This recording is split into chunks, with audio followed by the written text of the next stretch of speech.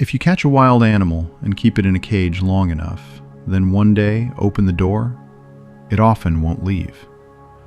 The door is open. Outside there's space, wind, everything it was built for.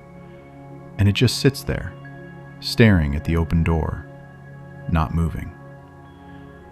Because while it was captive, something happened to it that you can't see from the outside. It forgot how to be free. The cage stopped being a prison and became the only world it knew. And everything outside now frightens it more than the bars it grew up against. Zoologists have a specific term for this, but I want to talk about how the exact same thing happens to people. Except our bars look different. They're soft, warm, and pleasant. Our cage is comfort. And today, a conversation about how the thing that was supposed to protect us quietly becomes the walls we stop walking out of, even though the door has been open the whole time. First, a distinction. Without it, everything that follows falls apart. There is rest, and there is escape. From the outside, they look identical. At the core, they're opposites. Rest restores you so you can keep going. You got tired, you stopped, you recharged, and you moved on. Rest serves your life. Escape hides you from your life. You're not recovering, you're avoiding. You're hiding in something pleasant so you don't have to face what scares you. And the pleasant thing here doesn't work as fuel. It works as a painkiller. So you don't feel that you're standing still. Here's the thing. These aren't different activities. They're the same activity, with a different meaning inside. A show after a hard day? That's rest. 5 seasons back-to-back so you don't have to think about how your job is slowly draining you? That's escape. Dinner with people you love? That's joy. Eating every evening to fill a void? That's escape. Quiet that restores you? That's a gift. Quiet you're using to hide from people and from yourself? That's a cage. Same action. The question isn't what you're doing. The question is whether you're doing it for your life or away from it. And here's the trap. Escape feels good.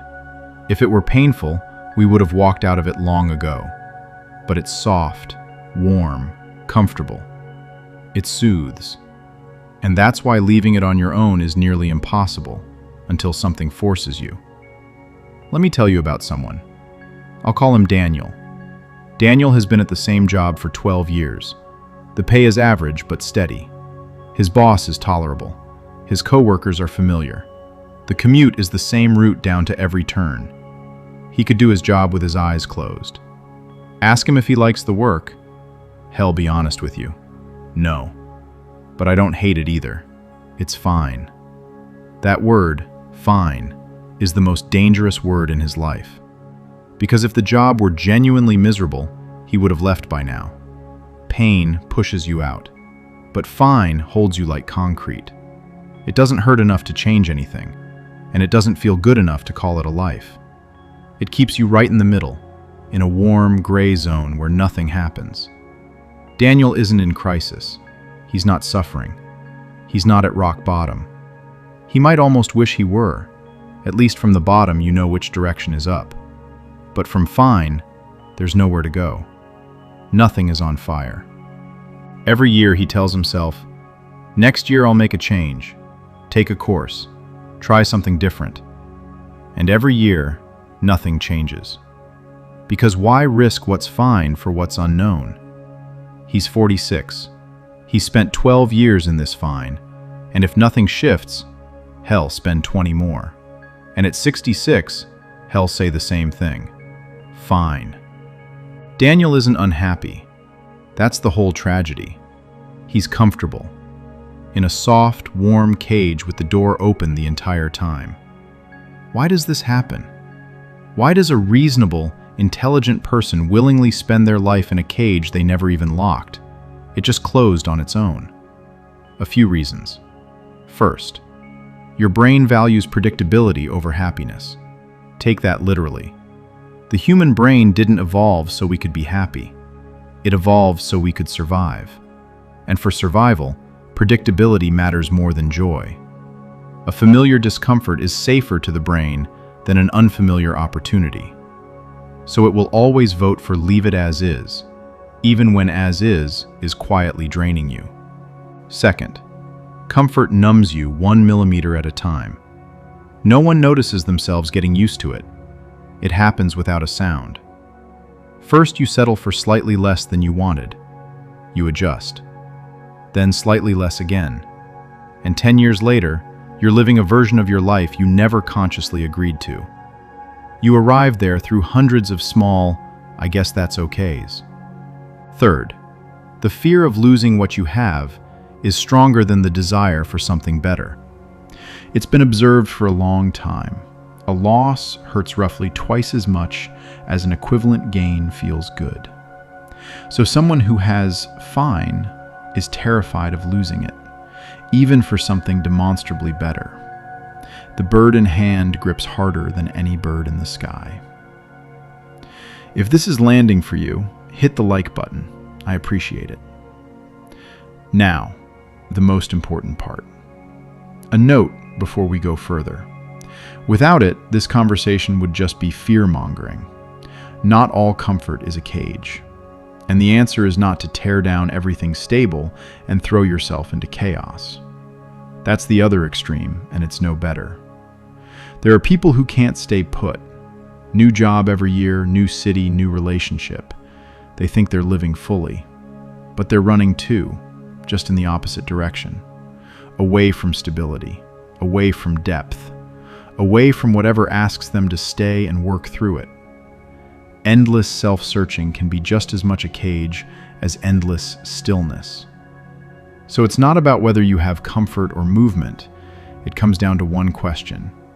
Is your current life serving your growth or replacing it? And there's a simple test. One question. Am I here because I chose to be or because I'm afraid to leave? If you chose, it's not a cage. Even if it looks like routine from the outside, a person can consciously choose a stable job because it gives them a foundation and freedom for something else that matters more. That's not weakness, that's maturity. The cage begins where you stay not because you chose to, but because you forgot how to leave. Where the door is open and you sit because outside feels terrifying. How do you know if you're in a cage? A few honest signs. First, you tell yourself next year, and that next year hasn't arrived in several years running. Second, when you imagine change, what rises inside isn't interest, it's anxiety. The thought of freedom scares you more than your cage does. Third, you explain your stuckness with phrases like, "Everyone lives this way. That's just adult life. I'm being realistic." Sometimes that really is wisdom, and sometimes it's a painkiller passing itself off as wisdom. Fourth, and this one is the sharpest. Imagine you have 5 years left. Would you spend them the way you're living now? If something inside immediately contracted and said no, you're in a cage. What to do? Not slogans, specific things. 1. Name your cage. Honestly. Not everything's fine. Out loud, in your own words, where exactly in my life am I staying not because I chose to, but because I'm afraid to leave? Is it work? A relationship that went cold years ago but feels familiar? A city? A routine? A role you've outgrown but can't seem to step out of? As long as it's called fine, it's untouchable, invisible. Name it clearly, and for the first time, you can actually see it, and seeing it is already halfway out. 2. Sort your evenings into rest and escape. Take a regular evening. Look at what you do when no one's watching and nothing's required. For each thing, ask one question. Does this restore me for life, or does it hide me from it? Shows, your phone, food, a glass of wine, the endless scroll, none of these are the problem on their own. The only question is what they're doing for you. Answer honestly, and you'll see where you have rest and where you have anesthesia. 3. Make small exits, regularly. You don't need to blow up your whole life tomorrow. That's actually the mistake. One big leap terrifies the brain so thoroughly it snaps everything back. What you need are small exits, discomfort in small doses. Sign up for the thing you've been putting off. Go somewhere no one knows you. Say the thing at work you usually swallow. Pick up something you're a beginner at, and let yourself look like one. Each small exit reminds you, the door is open. I can still walk through it. I haven't forgotten how. It's like a muscle that's weakened from disuse. You can't pick up the heavy weight right away, but a small one, every day, and 6 months from now, you're a different person. 4. Find what's worth leaving for. This may be the most important one. People don't leave cages for the abstract idea of freedom. Freedom is empty if it's not pointed at something. You leave a cage for something specific, for work that calls to you, for a person who's waiting, for a purpose that outweighs convenience. So the question isn't only, what do I want to get out of? It's, what am I getting out for? Find the answer to the second one, and the first almost solves itself. One more thing. Without this, the conversation would be incomplete. The softest and most dangerous cage is when a person has arranged their life so comfortably that there's no room left for anything larger than themselves. Everything is controlled. Everything is predictable. Everything is safe. And empty. Because it turns out a person wasn't built for safety. He was built for the journey. To grow, to love, to be responsible for others, to go after something larger than himself. And when comfort becomes the main and only value, it cuts all of that off. It promises peace and delivers numbness. There's a pattern you can see across many lives. The soul doesn't fill up on convenience alone. No matter how much safety you add, something inside stays hollow, because that's not what it needs. It needs a purpose that's larger than personal comfort. And the one who designed us rarely calls a person to spend their whole life guarding their own ease. That doesn't mean he pushes us into pointless risk, but real life almost always begins where a person steps out of their small, safe world for love, for responsibility, for something that's bigger than they are. And often it's exactly in that moment, stepping out of the warm cage for something greater, that a person feels, for the first time in years, that they're not just settled, they're alive. And that's something else entirely, worth far more. Let's come back to the animal in the cage with the open door. You know what finally gets it outside? Almost never an explanation that it would be better out there, and not someone pushing it. It's that something appears outside worth taking the risk for. A scent, a call, something stronger than fear. It's the same with people. We leave our cages not when someone has explained to us that inside is bad, but when something appears outside that we're willing to walk through the fear for. So I'm not going to tell you to step outside your comfort zone. Those words are hollow. I'll ask something different. What is outside your cage that you stopped noticing because you got too used to the bars? What did you set aside for later so long ago that you've almost forgotten you ever wanted it? The door is open. The question isn't the door. The question is whether there's still something in you worth stepping out for. And if something just stirred inside you right now, then yes, there is.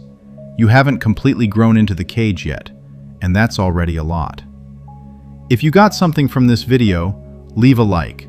It genuinely helps. In the comments, write one place in your life where you're staying not because you chose it, but because you're afraid to leave. Just one. Naming it is the first step out. Subscribe if quiet conversations, without the noise and without cheap motivation, are what you're looking for. and share this with someone in your life who needs to hear it. See you next time.